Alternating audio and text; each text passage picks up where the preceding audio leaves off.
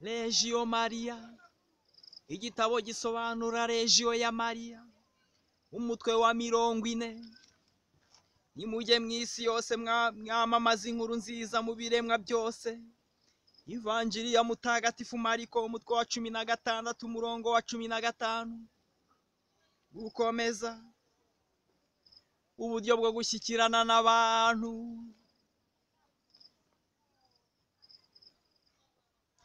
Abarejo bazihatira mbere na mbere gushishikariza abantu kumva misa. Nicyo gituma bashobora kujyana impapuro zisobanura mu magambo make kandi yumvikana ubwiza n'ububasha bwa misa.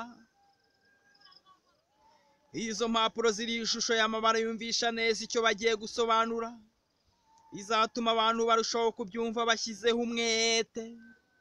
Abarejo bazajyana izo mpapuro mu ngo zose bazasura, bajye bahara umwe buri muntu wese wumva bishatse, ndetse bishobotse bongereho n'akajambo keza ko kubatera inkunga ku byerekeye gukunda misa. Ntitwiriwe twibutsa abarejo ko bagomba kwitonda no kwihangana bihagije muri uwo mushyikirano. Bagomba kandi kwirinda gutanga ibibazo gusa no gushinja abo bagendereye ibyaha byabo. Muribuke ko mu ntangiriro kenshi na kenshi batazabakira nk'uko mubyifuza, ariko byose bizajya biza buhoro buhoro. Ibyiza ni ugukurikiza uburyo busanzwe bwo gusura abantu, mwihatira mbere na mbere kugirana nabo umubano w'ukuri. Ibyo mwabigeraho bikaba bibahaye noneho inzira yo kugera ku cyo mwifuzaga. Iyo umuntu wari waraguye yemeye kongera gukurikirana iby'Imana, bigira akamaro kanini cyane ku bandi. Ni nk'uko bigenda mbese mu ntambara, iyo igitero gifashe umwanya ugifitiye akamaro kurusha uwa mbere, uwo mubare wa roho zivuye mu maboko ya shitani zigasubizwa ubwigenge bw'abana b'Imana wiyongera. Niko n'abantu bazikikije barushaho guhumuka mu by'Imana. Mu baturanyi usanga bose bahanze amaso abarejiyo, bavuga aho bateraniye, bahinyura ndetse bimwe mu byo bavuga, kandi bakomeza kubizirikana.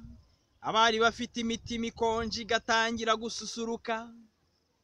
Uko imyaka ihita indi igataha, niko abacitse ku ngoyi ya shitani biyongera. Nyamara kandi hazahita igihe kirekire imigenzereze isanzwe ya rubanda isa n'itagize ikihindukaho. Hanyuma ntihazabura akantu kerekana ko mu by'ukuri imitima y'abo bantu yagarukiye Imana. Tekereza mbese umwambaro watonze uruhumbu, nubwo uba usa n'ukomeye, umuntu awutangamo agatoki ugahinduka ishingwe. N'umuntu wemeye kugarukira Imana ntatinda kubigaragaza. Akamaro ko kugira umwete. Mu mujyi w'abantu 50,000 umuntu yashoboraga kuvuga ko nta n'umwe w'umukristo nyawe uhari. Ibyo biterwa n'umwete mucyo ushingiye ku byaha by'ubwoko bwose. Mu mpande nyinshi z'uwo mujyi nta mupadiri washoboraga kuhagera ngo babure kumutuka, ariko kubera kwemera no kwizera ubushobozi bw'Imana, aho hantu bahashinga presidium, ndetse batangira gusura abantu, ariko bibwira ko ntacyo bizamara.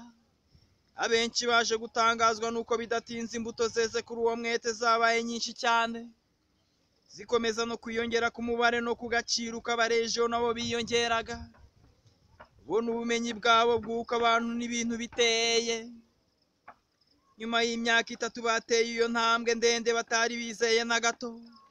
Abayobozi ba kiliziya bati, reka dupfe guteranyiriza abantu hamwe.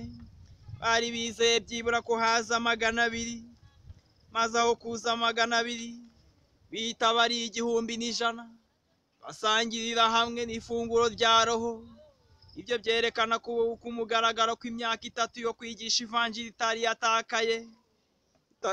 yatakaye, ahubwo ko abaturage bose bari bumvise akantu k'Imana kinjiye mu mitima yabo. Weya rwose nta kwibeshya, ingoma y'Imana ntikiri kure, ndetse urubyiruko rugiye kuza rusanga ibintu byarahindutse neza. Iyobokamana riganje harihuje abantu basuzugura misa kandi banyega abasaserdoti. Icyatuma rero ahandi hose icyo cyago cy'ubuhakanyi cyatsembye batakwitabaza uwo muti ni iki? Yezu arabasubiza ati nimwiringire Imana, ndababwira iby'ukuri. Niba umuntu abwiye umusozi ati va aho ngaho wirohe mu nyanja, umuntu niba nta gushidikanya yiyumva mu mutima akaba yemera rwose ko ibyo avuga biri bube, azabibona uko abyifuza. Nicyo gituma babwiye nti icyo musabye cyose musenga mwizere ko mugihawe kandi muzagihabwa. Ivanjiri ya Mutagatifu Mariko umutwe wa 11 kuva ku murongo wa 22 kugera ku wa 24. Reji ifasha abogeza butumwa. Imiterere y'ubutumwa. Ubutumwa buvugwa hano ukubera, ubutumwa buvugwa hano ukureba, ubutumwa buvugwa hano ubureba batazi Kristo cyangwa batamwemera, aho Kiliziya itarashinga imizi kandi imico ikaba itarahindurwa n'ubukristu. Abagenzuye ibihugu byinshi basanze Rejiyo ari umuryango ushinga imizi mu nzego izo arizo zose z'ubwenge, z'uburezi ndetse n'ubwoko. Rejiyo yishimira ahanini abantu baciye bugufi ari ku giti cyabo cyangwa ari mu bwoko bakomokamo cyangwa batajijutse cyane. Muri rusange umubare w'abatazi Kristo urusha kwiyongera n'uwabemera by'ukuri. Ni muri uwo murimo umwogeza butumwa, umusaseredoti wihaye Imana cyangwa umurayiki bajyamo. Mu murimo wabo babangamirwa n'uko amoko, indimi n'imico bidahuye, ariko kwitoza no kumenyera buhoro buhoro bizoroshya ibintu, uretse ko biba bidakuyeho burundu imbogamizi.